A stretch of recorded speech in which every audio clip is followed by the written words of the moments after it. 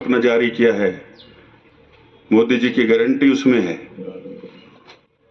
और दो बातें उसमें जो मैंने पिछले चुनाव में कही थी, एक मैंने कहा था कि हम आपको हर घर को सौर ऊर्जा से जोड़ेंगे।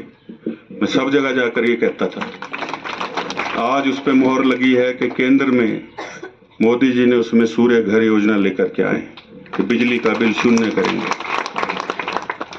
और दूसरा, जो हमारे गांव के अंदर सेल्फ हेल्प ग्रुप है, माताएं बहनें उत्पाद बनाती हैं, आगे उसको मार्केटिंग के लिए बेचने के लिए कोई साधन नहीं है।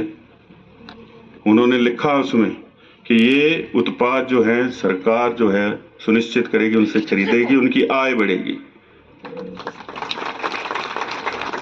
और दूसरी तरफ कांग्रेस पार्टी पहले कह दिया हर बहन को, माँ को, बेटी को 1500 रुपये देंगे। सब किस पीछे हैं? हर रोज सोशल मीडिया में चल रही होती हैं। हमें पता था नहीं मिलना है। मैंने कभी नहीं कहा कि 1500 देंगे। हमारे भी लोगों को कहा फार्म भराओ, मैं इनको रोकता था कि कम भराना, ये मिलने हैं नहीं। और फिर से इन्हीं के बीच जाना है और पूछेंगे 1500 रुपये कहाँ है। कभी एक फार्म, कभी दूसरा फार्म। ये हालत जो है मुख्यमंत्री जी की हो गई। और कल बयान दे रहे थे कि ये तो सुधीर शर्मा तो कोई धर्मशाला का नहीं है, तो विदेशी है।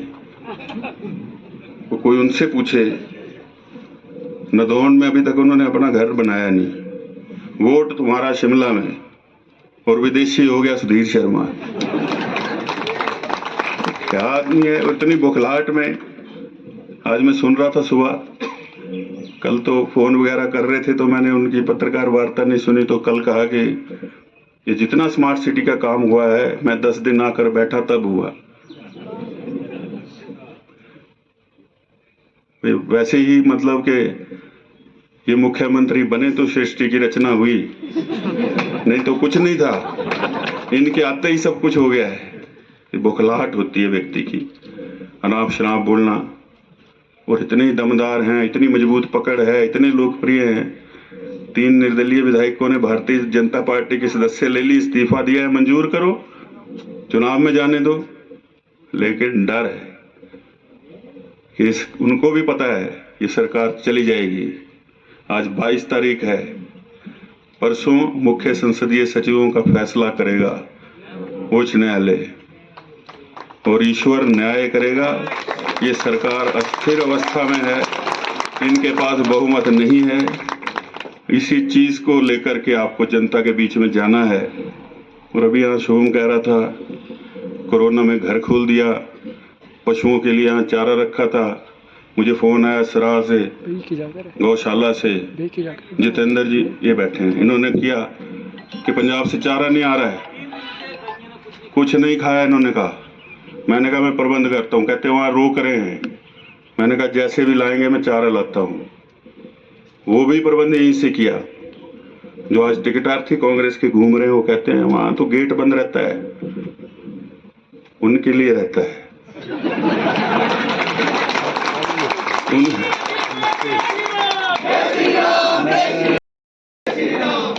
और फिर दूसरी बार कहते हैं फोन उठाता नहीं है। तो ठीक है, थोड़े कम उठाता हूँ। फोन नहीं उठाता रहूंगा तो काम कब करेंगे? लेकिन उनके तो बिल्कुल नहीं उठाता हूँ। तो आप उस चीज की चिंता आपको करने की जरूरत नहीं है। और पवन जी ने एक और बात की है कि जो चुनाव लड़ता है उसको सबका पता होता है कौन क्या कर रहा है। इन्होंने कही थी एक लाइन कि जो काम करेगा उसके लिए सारे दरवाजे खुले हैं, जो गड़बड़ करेगा तो फिर जैसे को तैसा ही होता है। करना भी चाहिए, तभी जो काम करने वाला उसकी कदर होगी। नहीं तो जो काम करने वाला है, जो नहीं करने वाला है, सबको एक कतार में खड़ा कर देंगे तो उसमें क्या फर्क है। और आज पार्टी के अंदर यहाँ हमारे संगठन में मैं देखता हूँ पूर्व के जो अध्यक्ष यहाँ पर रहे हैं, तो बहुत सारे लोग हैं। तंत्र आपके पास है। मेरे घर के बाहर तो पुलिस बिठा दी है, नाका लगा दिया है, कौन आ रहा है कौन जा रहा है। तो इतना तंत्र नहीं है कि पता कर लें कि कौन आदमी उनकी पार्टी का कोई मजबूत चुनाव क्षेत्र के अंदर है। बुखलाहट है। एक रात को मुझे फोन आया कि मुझे भी बुलाया था, किसी का फोन आया, मुझे बुलाया हुआ था मुख्यमंत्री जी ने। मैं तो पहली बार मिला। मैंने कहा क्या पूछ रहे थे? कहते पूछ रहे थे कि सुधीर शर्मा की जो है, मुझे कोई कमजोरी बताओ, आप तो उनके साथ कांग्रेस में बहुत। उसने कहा, मैंने उनको बोला कि आपके साथ तो वो 30 वर्ष रहे हैं, धर्मशाला तो 2012 में आए थे, तो ये तो ज्यादा आपको पता होना चाहिए, मुझे क्यों पूछ रहे हैं? और फिर उनको पूछने लगे कि वही सवाल कि आप बताओ मैं टिकट किसको दूं, कौन जीतेगा? तो उन्होंने कहा कि सच बोलना है कि झूठ बोलना है? तो नहीं, सच सच बोलो। तो उन्होंने कहा कि जीतेगा तो सुधीर शर्मा। तो कहा कि नहीं नहीं, फिर भी एक नाम बताओ। तो फिर उन्होंने थोड़ी देर उसका हाथ दबाया और एक खुद ही नाम अपने मुंह से ले दिया। तो उसने कहा हाँ यही ठीक है जो आप बोल रहे हैं। मुख्यमंत्री हैं, अल्पमत के मुख्यमंत्री हैं, और अल्पकाल में इनकी सरकार चली जाएगी, और वो आप लोग करेंगे अपने वोट के माध्यम से, अपने प्रचार के माध्यम से।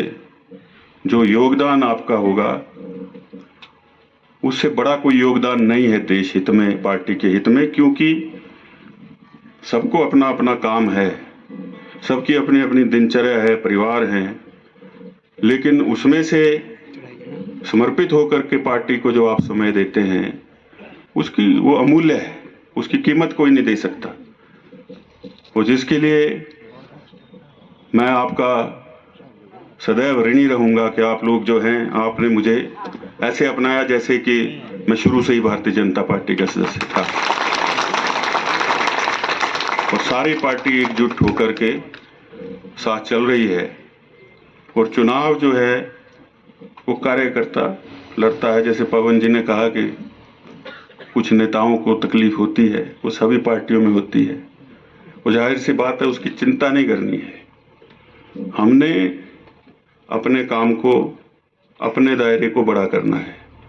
हम यहाँ किसी को छोटा करने नहीं आए हैं, हमने अपना योगदान देना है, और मिलकर के हम लोगों को एक मजबूत सरकार फिर से हिमाचल प्रदेश में भारतीय जनता पार्टी की प्रदेश हित के लिए बना करके देनी है। क्योंकि जहां देश मोदी जी के नेतृत्व में आगे बढ़ रहा है, ये प्रदेश भी आगे बढ़ना चाहिए, वंचित नहीं रहना चाहिए। और आप जानते हैं बहुत सारी योजनाएं रही हैं। पिछला मेरा ये जो चुनाव था 15 महीने पहले का, उसमें एक संकल्प पत्र हमने निकाला था, बहुत सारी बातें उसमें लिखी थी। ये जो बचा है ना 40-42 दिन का समय, ये मोदी जी के नाम कर दीजिए, देश के नाम कर दीजिए, भारतीय जनता पार्टी के नाम कर दीजिए। और जो मैंने देखा है वातावरण, मेरा एक राउंड कंप्लीट हो गया है, दूसरा राउंड आज से कल से शुरू हो गया है। मैंने जो वातावरण देखा है, यदि कार्यकर्ता बंधु जिनको हम अपना भगवान मानते हैं, जी जान से बूथ पे चले जाएंगे, मोदी जी के तराने गाएंगे, सुधीर शर्मा जी के किए विकास की बातें करेंगे, तो आप कांगड़ा चंबा में भी और धर्मशाला विधानसभा क्षेत्र में भी इस बार इतिहास रचने जा रहे हैं, इतिहास रचने जा रहे हैं। जो बड़े बड़े राजनीतिक पंडित होते हैं, बड़े बड़े पॉलिटिकल एनालिस्ट होते हैं, ये जो बड़े बड़े सिफोलॉजिस्ट होते हैं, जो ये भविष्यवाणियां करते हैं कि कौन से दल को कितनी सीटें मिलेंगी, 4 तारीख का रिजल्ट आने दीजिए। बात करते थे तो कोई हमारे कार्यकर्ता भी, एक आम जनमानस जो वोट देता है, जो जीत हार करता है, उनके मुंह में एक शब्द तो जरूर होता था, बोले धर्मशाला सुधार जे कितना था, सुधीरे कितना।